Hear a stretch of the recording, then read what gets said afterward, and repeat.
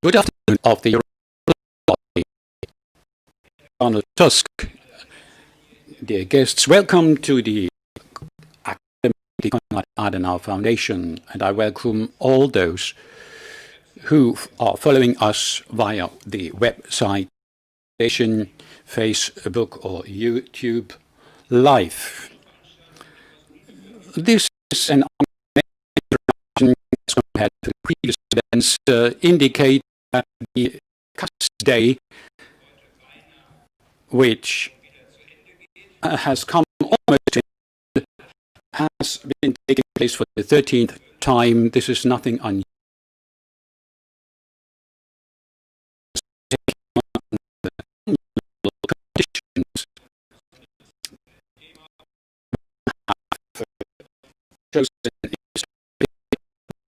On time, we will not have the popular garden party following the Tusk Day as usual.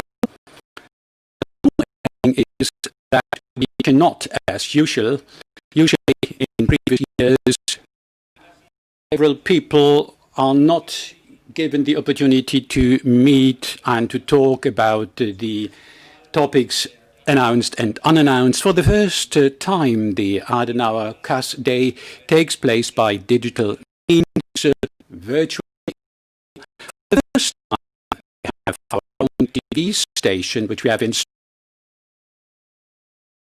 and we have tried a variety of during the day by means of electronic media, and of discussions and readings and other conversations, centering around the topic of 30 years of German unity and the conditions of the event and the impact it has had for the near future.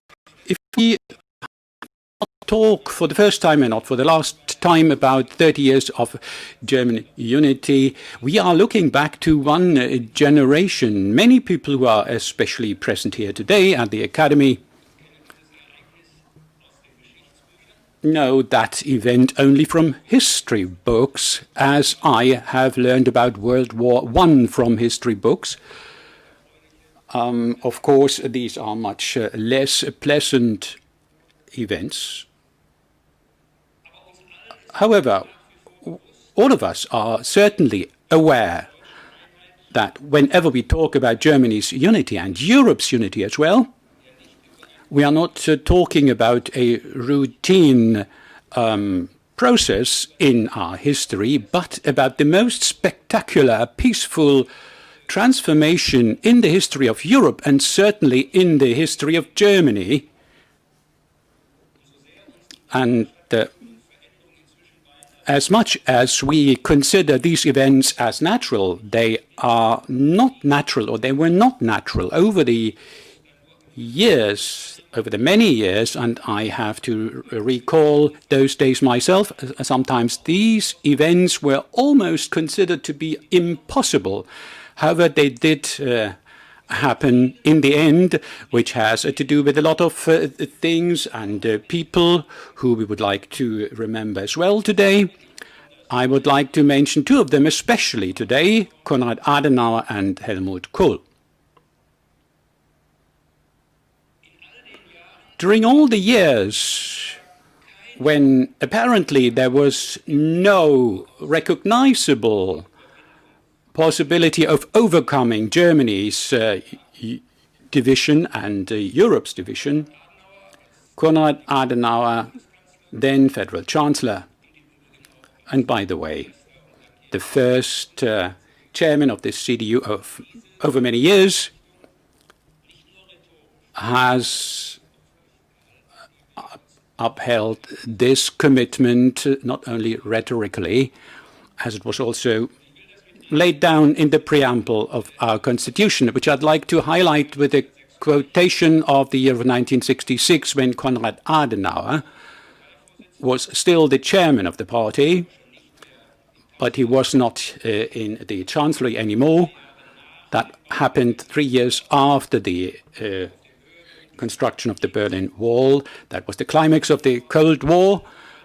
At the 14th Party Congress of the CDU, Adenauer said, one day even Soviet Russia will have to recognize that the separation of Germany, thus the division of Europe, will not be of their advantage. We have to be careful and have to watch when the moment comes, when the moment should bring about a favorable opportunity. We must not leave it unused, unquote. The moment did come in 1989-1990.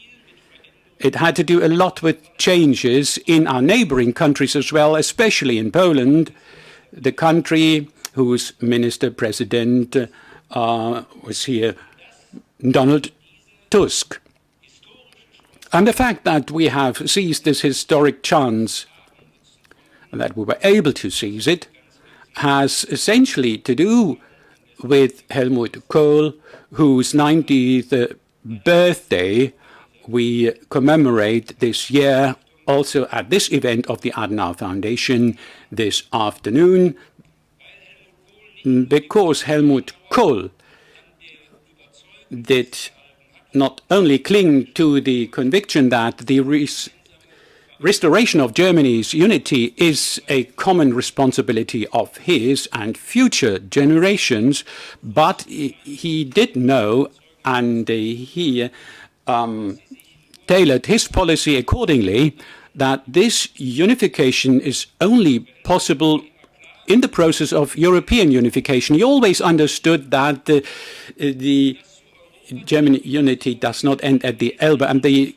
nations of Central and Eastern Europe are part of Europe as the Northern and Southern Europeans who had a chance to join Europe earlier under the then conditions. And that is why the chance became possible in cooperation with all our neighbors and their participation to rebuild Germany's unity and thus to overcome the division of Europe.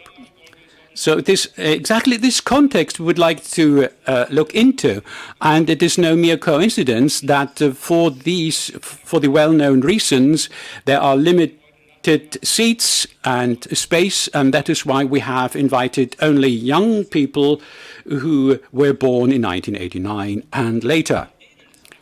And it will depend on them how history will develop on. And as encouraging the look back to these 30 years is, the more interesting question will be, what will we do in the next 10 or 20 or 30 years? So we are facing new challenges today we hardly could imagine 10 or 20 years ago.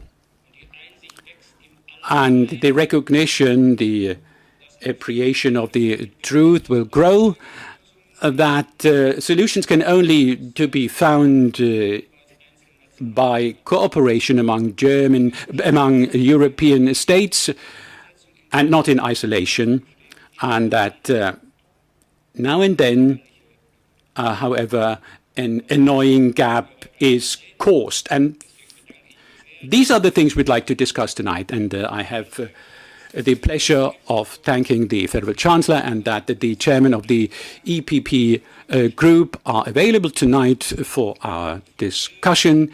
Mrs. Gill will moderate the conversation, and he is also part of this generation I have just described as not really as a criteria for admitting to admit to this event, but she understands this as one of the challenges of the special time. Welcome once more again. I'm looking forward to the discussion to follow. Thank you, Professor Lammert. Yes, it's true. I was born in 1989. My name is Cosima Gill. I'm a journalist, and I'm delighted to moderate this event tonight. Welcome, ladies and gentlemen. Welcome, everybody in the live stream I hope many people are joining us. Let us welcome the Federal Chancellor of Germany, Mrs. Angela Merkel, and Donald Tusk, Chairman of the European People's Party.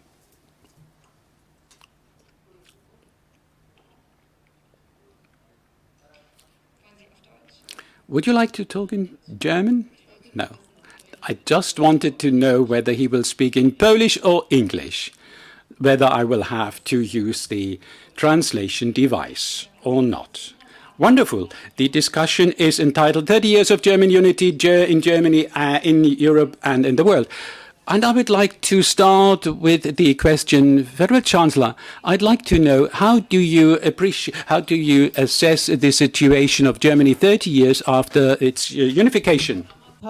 Well, Norbert Lamber pointed back to the times of 1989, and what we know today, particularly in these days that we live through and that we experience, is that each and every generation is given a certain mission that it needs to cope with. We cannot say Europe is sort of now finished and it is there, but Europe is a continuous work in progress. And we see that we have issues that we need to deal with challenges apart from the health of Mr. Navalny, for example, that looms large on the agenda. We also now have the situation in the refugee camp of Moria. And in many ways, almost as if in a focus, this shows us the problems that are lingering after the migration crisis that we had in 2015. We've known for a long time that the conditions that people live in this camp are truly undignified. And this fire that has been raging through the camp has shown us again clearly and has thrown into sharp relief the problems that still exist. And I talked about this with the Prime Minister of Greece, that we need to obviously give immediate relief, offer them better shelter for the people there, because the situation as it is now is untenable. Germany will participate in this endeavor. And I asked the Prime Minister as well, how can we help you? And he asked that we should, in particular as regards minors that have now been transferred to Greek territory, away from the islands, and we will then participate in this endeavor, and I hope other member states as well, because migration is neither only the problem of those countries where people actually arrive. It is not only a German problem. We do have the presidency in the European Union, and this is why it needs to become more and more of a European responsibility that has to be recognized. And the Commission is going to launch another endeavor in September, and the Federal Minister of the Interior and I and the whole federal government is going to be participating in this endeavor, that we come to shared responsibility and more shared responsibility. Moria, for example, the camp receives 300 refugees per day. We have a very difficult situation in Bosnia-Herzegovina, in many of the countries of the Western Balkans, where a lot of arrivals have occurred, where we try to support the governments there, and we can only solve this problem if we stand together. A first step would be an offer to Greece for minors, the minors among the refugees, but further steps need to follow, because this is a shared responsibility, a common responsibility. We have faced up to our responsibility as Germany, but we cannot be satisfied with the European policy on migration, because in reality, it doesn't exist. And if this continues, it's going to be a very heavy burden for the whole of Europe, and we will use our presidency to make progress in this respect. You have just mentioned a very important point. I also would like to discuss with you, Mr. Tusk. You were the president of the European Council from 1914 to 2019. How are the opportunities to find a common solution in migration policy, and how can also some Eastern European countries be brought on board? The situation in Moria today on Lesbos shows that migration is and will be on the top of our agenda anyway. Now all the people are discussing about pandemic. It's understandable. But in fact, we didn't solve this problem of illegal migration, refugees. 5 years ago, 7 years ago, when the problem started in a such spectacular, sorry for this word, but you know what I mean, dramatic way. And politically, I am really afraid that politically nothing has changed when it comes to this lack of unity in Europe on this topic. The problem is that the problem of Moria is it's a clear and very urgent need of very quick actions, because we are talking about people who are already inside Europe. It's not the time now to discuss the whole context, including controlling our external borders, because we are talking about people who are already inside Europe in the camp. And I can only appreciate this, again, this readiness of Chancellor Merkel to find a common solution for this and to help people, especially in the miners, because this is it's already a tragedy, and it can be even bigger tragedy in the next few days and weeks. Also taking into account that we have some problems with coronavirus also on the islands and also in the Moria camp. It means that I think that there's no space, there's no room for calculations and long debates, etc. Here we need a common response. But on the other hand, please be cautious with your hopes that this tragic event can change the opinion all around Europe about, for example, relocation. And you remember the whole discussion about especially relocation as a method, how to share the responsibility of illegal migrants in Europe. Because I am afraid of that, because this topic was also used as a, unfortunately, very effective political tool for some nationalists, populist, radical, far-right parties, not only in Germany, but you know what I'm talking about. It's nothing new. And it's a long story, in fact, how to use xenophobic emotions and migrations and problems with illegal migrants, how to use it in internal politics, how to use it to win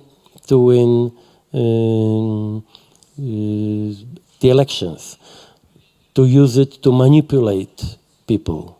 And this is why it would be my advice today also, to first of all, to organize, the whole the EU, how to help people from Moria and the Greek government, and on the other hand,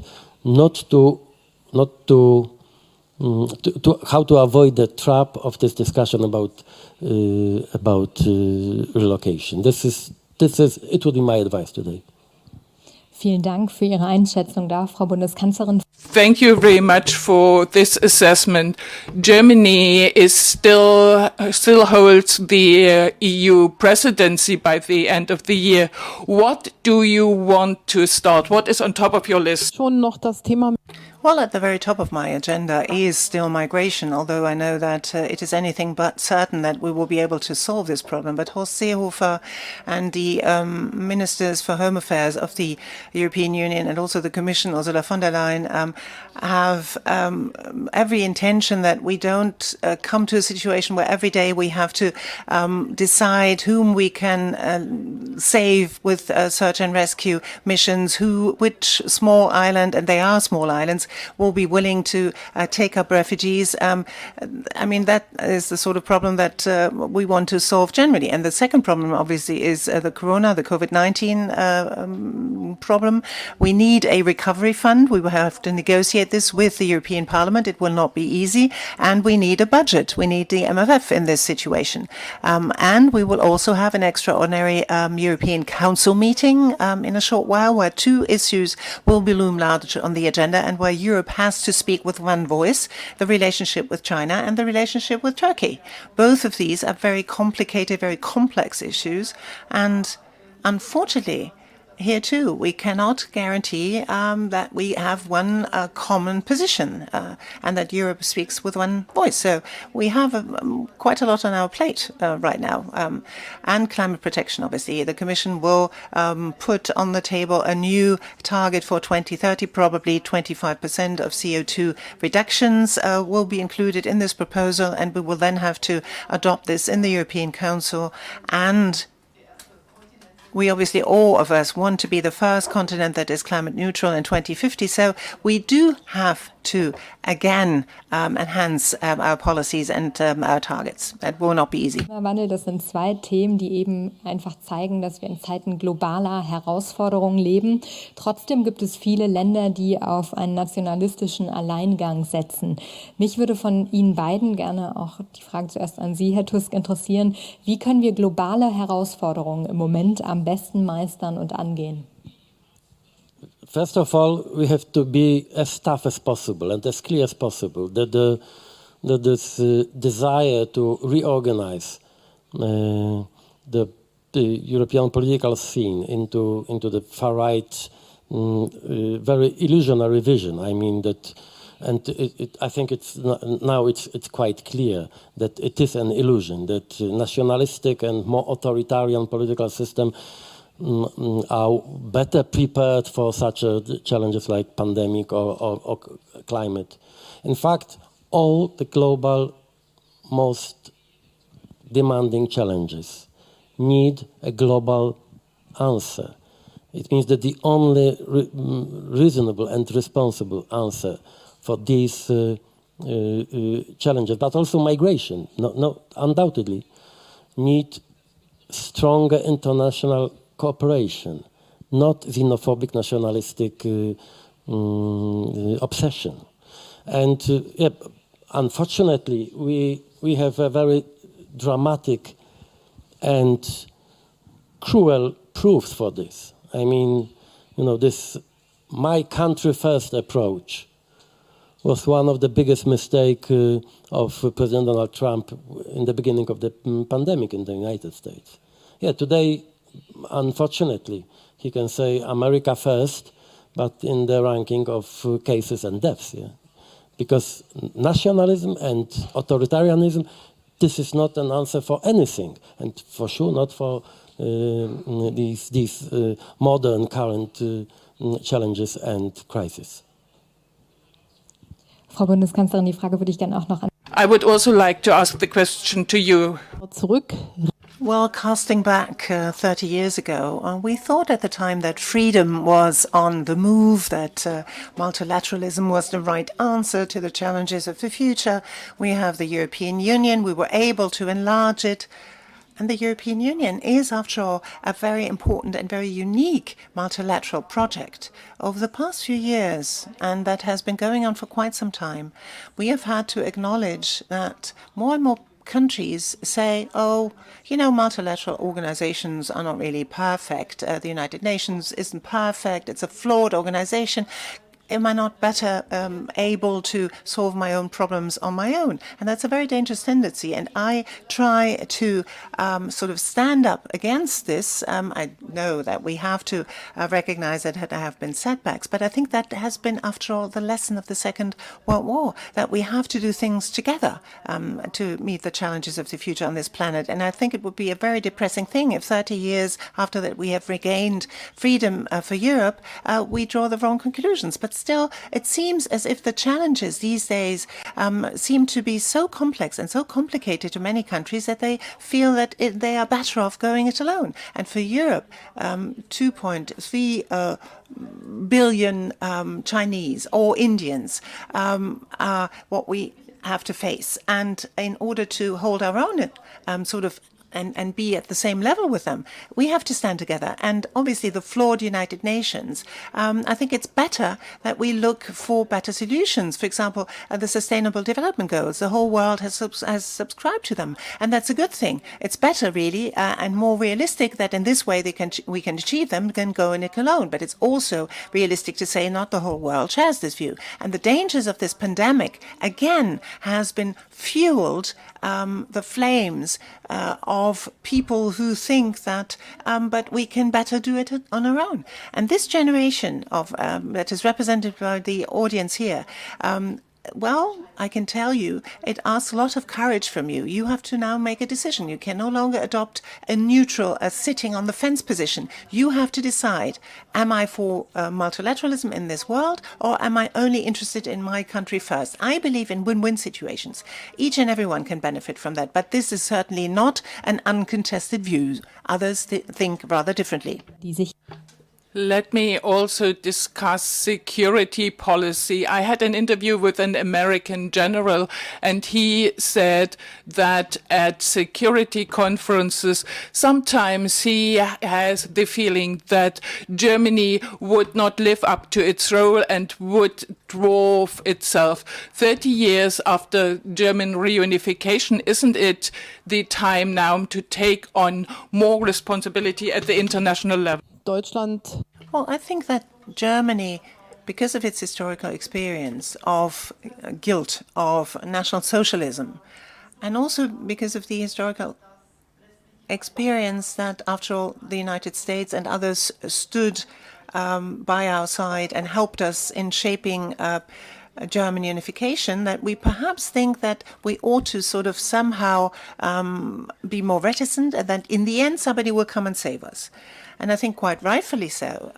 Already President Obama said this, incidentally, as a rich, as a prosperous, as an economically strong country that has been united for 30 years now, and that has received a lot of help after actually,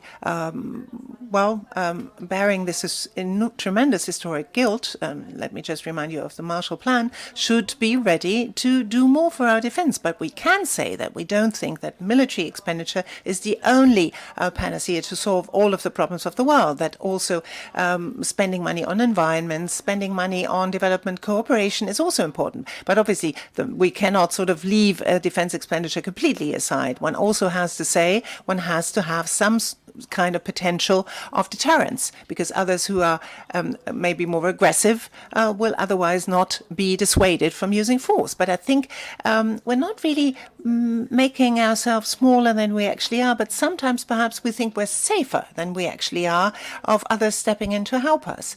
We are in NATO, but we also have to give an appropriate contribution. Just one comment, because it's also historically, I think it's very interesting to compare this time of unification and this on your question. I still remember my comment. It was, I think, 5 years ago here in Berlin, when I quoted Henry Kissinger. You remember he said that Germany is too small for Europe and too big for too big for Europe and too small for the world. And my comment was that you are just right, and you have to believe that Germany is just right. And I think that my experience also with Chancellor Angela Merkel is that the role of Germany today in Europe is very adequate to the real balance of power and to the needs. You know, that if we go back to this time of reunification, can you imagine how theoretically, how difficult this decision should be, for example, for my nation, for Poles, to agree on reunification? In fact, it was something very natural, nothing, special that, oh my God, and I was really surprised, because in fact, it didn't evoke a new fears and uncertainty in Poland. It was something absolutely natural to say then that the Germans are only who should decide on their independence and way of life and also democracy. This is why I think we should assess today's role of Germany in Europe, not only in this historical context, because then it would be maybe difficult, but because of our current challenges, and especially after this radical change in American foreign policy and defense policy also under Donald Trump's presidency, we should realize that in the context of defense and our European security, everything has changed. Maybe the consequences are not so visible today, but they will be very visible and tangible in the next few years. And here, because Germany is, anyway, the biggest power in Europe, it means also moral responsibility for security policy, not for German security and defense policy, but for the European defense policy. And but this is now the time to be a little bit more ambitious, maybe. What I can offer is our trust that in this new era we need more Germany also in this context. Vielen Dank. Sie haben auch gerade noch die Thank you. You just mentioned reunification, and we are also here to look back. Talking about reunification, we also think of the fall of the wall. What was the first idea that came to your mind when you heard about the fall of the wall? And what about you, Chancellor? Well, actually, you say one idea. What sort of idea? Well, actually, at first, you were not able to believe it. I obviously wanted German unification, but I would have never dreamt that this would happen during my lifetime. And my first idea was not really unification. It was the joy that we could cross this border that we formerly couldn't cross to West Berlin. That was something that was unbelievable. And then what then happened was that I had an official trip to Poland, and Monday, this was Sunday, and on Monday I was actually expected in Thurn because we cooperate very closely. And our Polish friends at the University of Thurn said, only a German can say that. Now go away from Berlin, actually leave Berlin now and go to Thurn. They couldn't understand me. And I said, but after all, I feel duty bound to go because I promised. And then they said to me, well, next time we come to Berlin, you will be unified. And I said, what? Never. This was so far away and such an unbelievable idea. I think it was so astute a feat by Helmut Kohl that during his chancellorship he was able to gain so much political capital that no one abroad was actually afraid of Germany. And I think that's really something that is thanks to him and thanks to his predecessors. And I remember when I came back from Poland, I said to my colleague, the Poles have said unification is about to come. And then we both sat there and were saying, well, perhaps we ought to sort of think a little about this. But we were very, very prudent and careful. And then this thing really took up momentum. And this was, well, in January, February, people were already asking, clamoring for the Deutschmark and said, if the Deutschmark doesn't come, then we will come. And do you remember? Do you still remember that day? The middle of the Solidarity Revolution in Poland, it was just, few weeks after the first non-communistic government was formed by Tadeusz Mazowiecki. It was September 1989, and everything was changing around us. It's not only Germany, but I still remember this 2 million, if I remember well, 2 million people in this Baltic chain from Lithuania to Estonia, 600 kilometers long, for freedom. Yeah? It was a demonstration. 2 million people in Baltic states. Can you imagine it? it was the people in other Soviet republic. They were, awakening. And it was quite clear for us, for the Poles, that the collapse of Soviet Union was really close and realistic. The final of this whole process. This is why, for us, the fall of the Berlin Wall was something more natural than we could imagine, and especially on the solidarity side in Poland, on the democratic opposition side, this idea of reunification and democratization of the eastern part of Germany was something acceptable 10 years before the fall of the Berlin Wall. It means that it was also a mental revolution, and this is why. And for me, the most moving moment was thousands and thousands citizens of Deutsche Demokratische Republik in the Western German embassy in Warsaw, in Prague, in Budapest. This movement, and I still remember, the wind of change of the Scorpions. You remember? Don't be afraid. I will not sing this here, but we felt that the wind was blowing, It's. Naja, und ich will nur hinzufügen. And let me perhaps add, without Solidarność, this whole movement would not have been possible. I remember as a young person, I was in Poland at the time of Solidarność, and I remember that at the Gdansk shipyard, I actually took a picture of this, and the conductor on the train and the officer on the train actually wanted to confiscate it. He said the seizure was justified because he thought it was a propaganda material. This man made of iron, this sculpture by Andrzej Wajda, the film by Andrzej Wajda, all of that left a deep imprint on us, and we felt a very close bond also, and we admired the courage of so many Poles, because what happened in our country was that many had the advantage of going to the West, which the Poles, an outlet that the Poles did not have. No one had, obviously, German nationality. We had this automatically. That was, in a way, our life insurance, that we automatically also had a West German nationality. But the Poles were incredibly courageous people, and still are. Is there one event, one experience of the political turnaround that motivated you to remember time and again, Mr. Tusk, first of all? Yeah, I think it's not an event, but rather political and even philosophical reflection of that.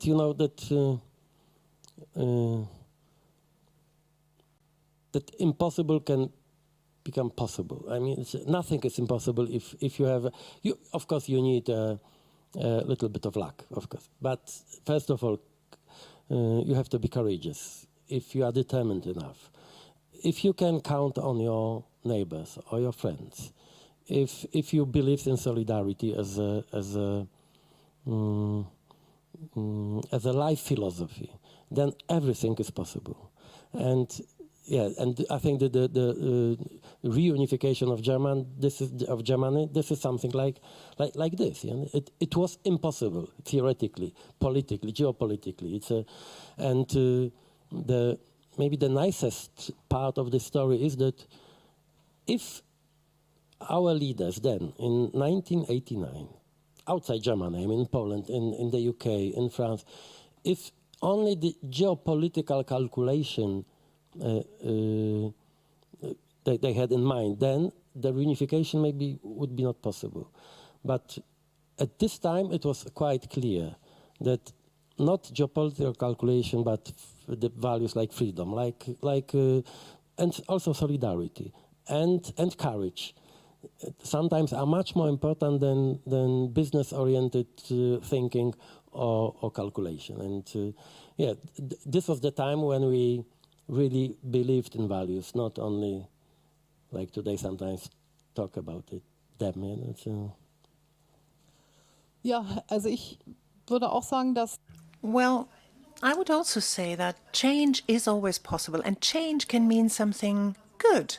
These days, we sometimes feel a bit frozen and are a bit afraid. Will matters, when they change, be better or worse? And these times of a peaceful revolution in the GDR, but also what Solidarność was able to achieve, and also the unification then, I think is actually proof that change is necessary for things to change for the better. These days, I also am sometimes a little bit sad that apparently people think in such short time frames. I mean, it did demand a lot of courage in 1953 in the GDR, in Hungary, in Poland, in the Czech Republic in 1968. And there were a lot of setbacks, but still no one thought of abandoning this belief that it would happen during their lifetimes, that change could happen. And these days, after all, we started with migration, then people say, 5 years already, it's a complete chaos, nothing is changing for the better. But history actually takes quite some time to unfold, and it would be very bad to throw in the towel now after 3 to 4 to 5 years. One has to be in it for the long haul, and has to also have an inner compass and a sense of direction where one wishes to go. And this is true today as it was at the time. Young people also need this today. You're absolutely right. And if let's look at Belarus today. In fact, I said yesterday in the European Parliament that maybe it's a good idea to give to Svetlana Tikhanovskaya and Sergei Tikhanovsky, who is still in prison, Nobel Peace Prize. It's not only because I like a romantic and symbolic gesture, but I still remember it was in 1983 when Lech Wałęsa won this Nobel Peace Prize, and it was the time when the underground solidarity was, in fact, in very deep depression. This one very symbolic gesture changed everything in our, emotions. We started again to believe that we are not alone, that it made sense what we at least try to do. And this is why I think we have to offer also today to our friends in Belarus. And by the way, thank you and I really appreciate your work. I mean, Konrad-Adenauer-Stiftung in Lithuania, and I know from my Belarusian friends how important it is. Every single signal and assistance, etc. And this is why I think we have to remember that gestures and romantic approach can be also a very pragmatic step. Because symbols have also their political consequences. And I think that we can support this idea also today. Ja, und das war auch in der damaligen DDR. And this is exactly what was so important in what was then the GDR. Through the Federal Republic of Germany, people were not forgotten. So even if they were imprisoned in Bautzen, for example, still they were on the agenda. The issues were addressed, and we do this today as well. When we go to China, when we go to Russia, when we go to Turkey, we always address this whenever we feel that people are unrightfully imprisoned or illegally imprisoned. The same is true for Belarus. I would like to ask you one personal question. Reunification of Germany was the time when you were in your mid-30s. When you look back, what would you tell young people, or what would you tell yourself when at the age of 30? Myself, at the age of 30, difficult. I think I would say you have to be optimistic. You have to have a clear sense of where you want to go, clear sense of direction, a compass, and also optimism. Do not falter in your beliefs too early. Do not be faint-hearted. Concentrate and focus on what you want to achieve. There are so many people these days who seem to be sitting on the fence. Each and everyone is an expert in football. You know exactly what the player ought to do on the pitch. But what we need is activism is people who actually step up to the plate and do something in the society. I can obviously choose freely. I cannot do everything at one and the same time, but a little bit goes a long way. And that is what, in the end, brings about change. And that, incidentally, is an experience also from what was then the GDR. We always had these enormous combinate, these huge conglomerations, and people lost their jobs immediately. And then in the beginning, one thought, well, you have these small shops there with 30 people and there are 100 people. How is this supposed to absorb all of these unemployment numbers? And then in the end, all of these little pieces made a mosaic. And so each and every one can step up to the plate. Let me ask one last question. At the Landtag elections, the slogan was complete the political turnaround. Do you think that the political transformation has been completed? No, there is a lot that still remains to be done. And I think what we do see also is that there are huge differences between the so-called old Länder and the new Länder. And these slogans do have an effect. I don't want to give any sort of advice to you what you should read, but last year on the 3rd of October, I gave a speech on the issue, who is the state? Are we all part and parcel of the state? Or is the state something that is made up by the purported elites that are completely isolated from the rest of society and do something? This second conglomerate is not democracy.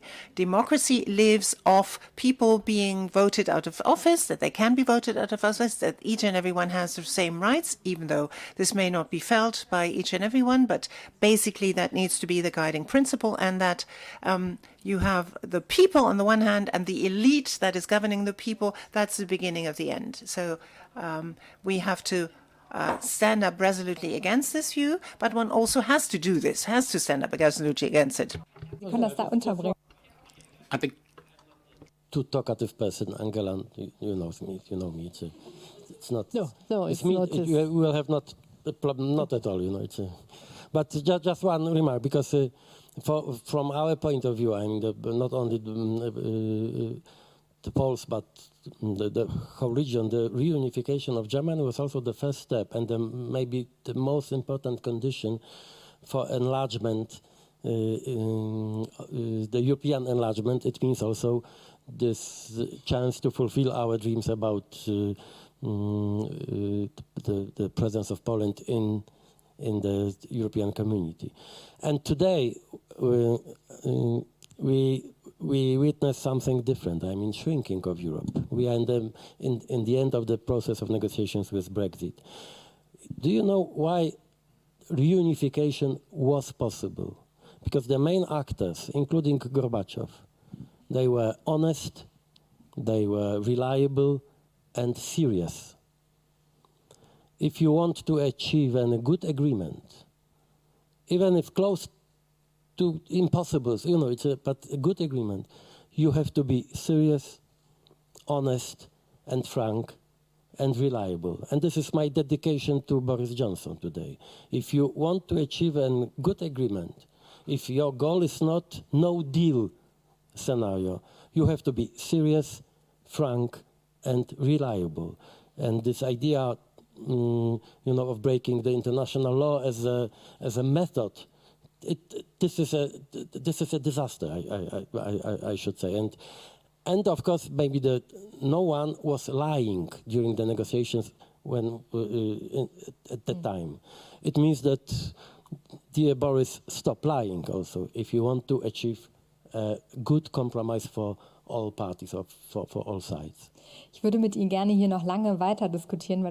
I'd like to discuss on and on with you because it's so interesting, but we have to come to an end. Closing question, which I'd like you to answer in one statement. If we met 50 years after reunification at this stage, what would you wish? What would you like to have changed by then? Can we start with you, Mrs. Merkel? That the European Union remains an important and recognized and reliable partner in the world, and that we live with good neighborly relations, and that in good neighborly relations and in this spirit we have solved our problems with migration. Please don't compromise. It's rather an appeal, and not my use, but it's to our audience. I mean, younger people. Please be ready to compromise on almost everything in politics, in the public life, in your activity, but never when it comes to values. You can compromise on almost everything, but never on freedom, because the values, you know, they are there. Either they are there or they are not at all, you know. It's, and be courageous. Vielen Dank, das ist ein sehr gutes. This is a very good closing statement. We'll hear a few closing remarks. I'd like to start with you and then to be followed by the Federal Chancellor. Thank you very much for the discussion.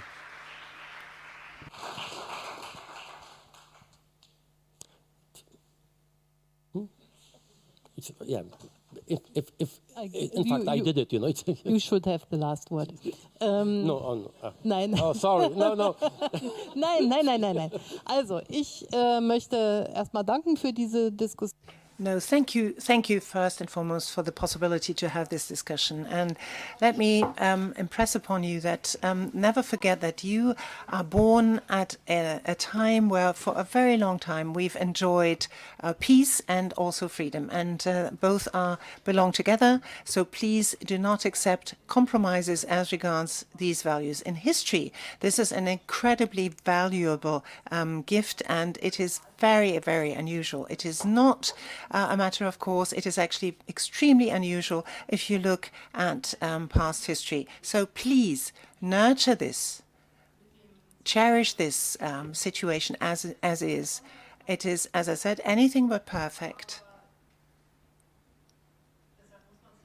Which is why you have to do your little bit. You have to try and step up to the plate and make a difference. But very quickly, this can also be destroyed. The older I get, the more I'm interested in history. Donald Tusk doesn't have to do this because he's a historian by trade. You can learn a lot from history for the future. You can primarily learn what can go wrong. But you can also see what wise people have decided. So please do not disregard compromise, because compromise is the appropriate answer to the fact that each and every individual is unique. Each and everyone is different. So we will not get up in the morning and have the same opinion on each and everything.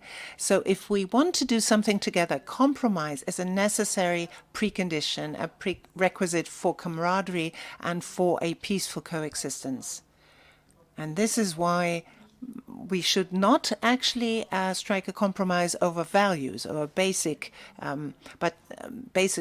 but about human cooperation. There you can strike a compromise, which helps you preserve peace, helps you avoid force and violence. And the last message to you: please be careful with what you say, because the language you use in dealing with others, in a way, is a precursor of deeds. And once you've slipped up in your language, then very quickly violence and force is not far away.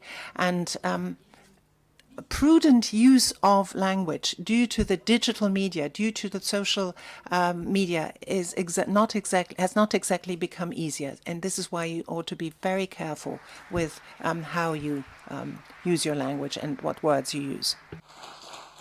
It's the best possible punchline. Das war eigentlich das Beste. To add to this comment, just one thing. It is not only because I'm here and in such a good company, but you are absolutely right. The good version of compromise, not only in politics, but also in politics, but you can be sure that also in your private life, is this kind of compromise. When people are ready to listen to each other, when people try to understand other argumentations and when they are ready, always, to at least to try to find a common denominator for all the group. Angela Merkel is a master in this art. In fact, this is a kind of art in politics, but also in life. It means that, okay, you have to be courageous and tough when it comes to your fundamental values and interests, but as a method to achieve a real success in your life and in the life of your community, your homeland, please be always ready to listen what other people want to say and try always to understand them. And then you will win everything you wish.